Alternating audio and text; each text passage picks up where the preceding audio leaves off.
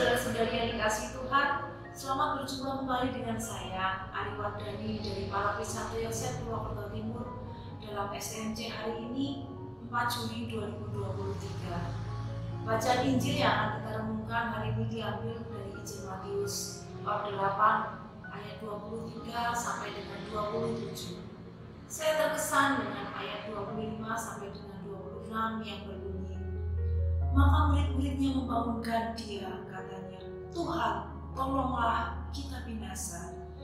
Yesus berkata kepada mereka, mengapa kalian takut, hai orang yang kurang percaya?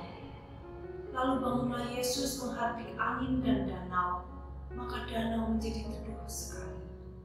Dalam perikop Injil hari ini dikisahkan tentang Yesus yang tengah tertidur lelap di dalam perahu, sementara perahu mereka diombang-ambingkan oleh angin sekali. Para murid yang ketakutan berusaha membangunkan Yesus untuk meminta pertolongan. Mereka lupa tanpa perlu membangunkan Yesus. Bersama Yesus mereka tidak akan binasa. Angin sakal tidak akan menghancurkan perahu mereka. Jika saya renungkan peristiwa ini, seringkali saya berada di dalam situasi seperti para murid yang sedang terombang-ambing di dalam perahu. Ketika saya mengalami masalah, saya bingung, saya ketakutan, saya cemas, saya khawatir, saya merasa tidak ada pengharapan. Saya merasa saya sendiri dan butuh pertolongan Tuhan. Tapi di manakah Tuhan? Ketika saya berdoa dan tidak langsung dijawab oleh Tuhan, ketika doa saya tidak langsung dikabulkan, saya bertanya, di manakah Engkau Tuhan? Mengapa Engkau tidak menolong aku padahal aku membutuhkan pertolongan-Mu? Saya lupa, Tuhan selalu ada bersama dengan saya di dalam setiap musim hidup saya, dan pertolongannya tidak pernah terlambat, selalu tepat pada waktunya. Saya teringat akan sebuah pengalaman iman yang saya alami beberapa tahun yang lalu. Saat itu di pertengahan tahun 2021, ketika pandemi COVID melanda Indonesia dengan cukup genting. Waktu itu saya menderita sakit yang mengharuskan saya rawat inap di sebuah rumah sakit. Semenjak memasuki IGD, perasaan takut sudah menghampiri saya.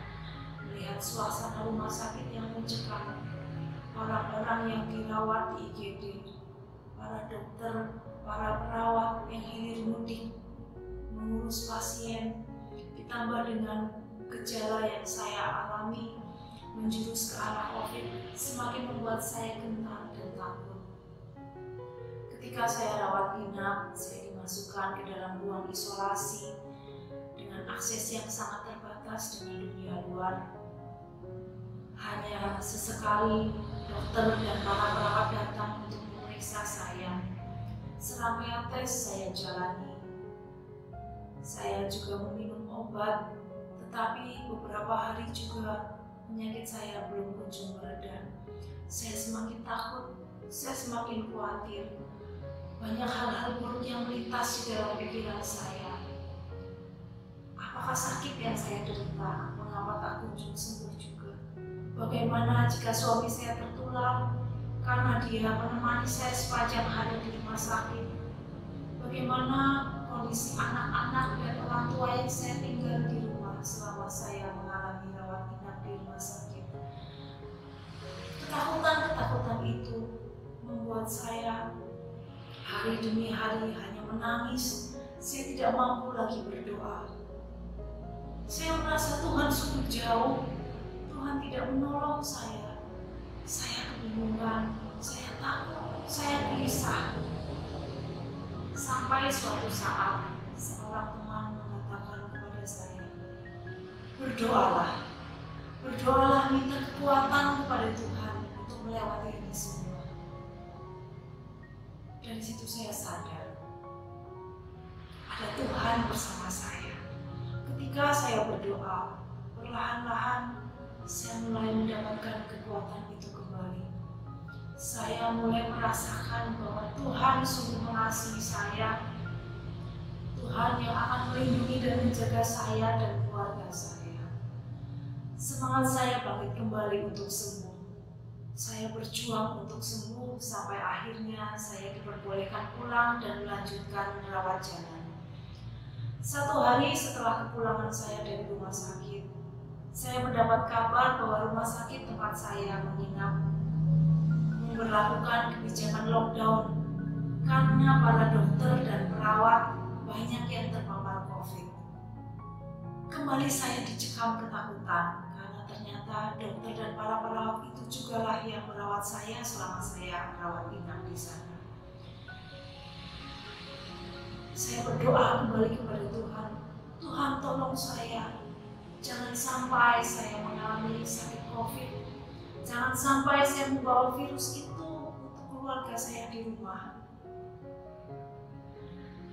Saya memohon kekuatan untuk mempersiapkan diri, termasuk apabila ada kemungkinan yang terburuk sekalipun menimpa saya. Saya mengisolir diri dari anggota keluarga yang lain. Saya berusaha memenuhi keperluan saya sendiri. Dan saya terus berdoa memohon kekuatan dari Tuhan. Tetapi ketakutan yang saya alami tidak sebesar ketakutan ketika saya dirawat inap di rumah sakit. Pelan-pelan kondisi saya stabil kembali. Ternyata saya tidak menderita COVID. Saya tidak tertular oleh para dokter dan perawat yang merawat saya. Dan saya kembali sembuh. Pengalaman iman ini semakin menguatkan saya bahwa Tuhan tidak pernah meninggalkan saya.